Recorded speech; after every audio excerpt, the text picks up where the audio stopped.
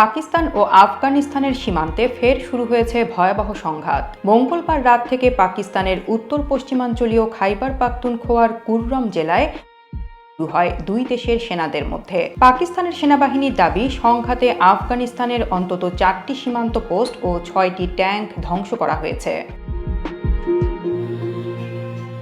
পাকিস্তানি সংবাদ মাধ্যম জিও নিউজ জানিয়েছে, আফগান সেনাবাহিনী ও নিষিদ্ধ সংগঠন তেহরিক-ই-তালিবান পাকিস্তান টিটিপি যৌথভাবে পাকিস্তানি বাহিনীর ওপর বিনা উস্কানিতে হামলায় জবাবে পাল্টা আঘাত হানে পাকিস্তানের সেনারা। এতে আফগান সেনা ও টিটিপি সদস্যদের ব্যাপক ক্ষয়ক্ষতি হয়েছে।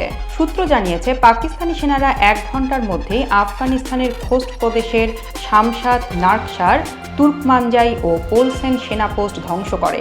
এসব পোস্টে থাকা আফগান সেনাদের কেউ নিহত, কেউ আহত, বাকিরা পালিয়ে যায়।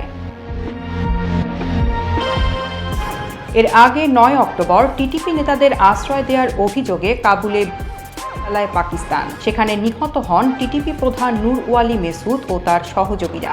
সেই হামলার জবাবে 11 অক্টোবর আফগান সেনারা সীমান্তে পাল্টা হামলায়। দুই দেশের এই সংঘাতে এখন পর্যন্ত 200-রও বেশি আফগান সেনা ও 23 জন পাকিস্তানি সেনা নিহত হয়েছে বলে দাবি করেছে পাকিস্তানের আন্তঃবাহিনী সংযোগ দপ্তর ISPR।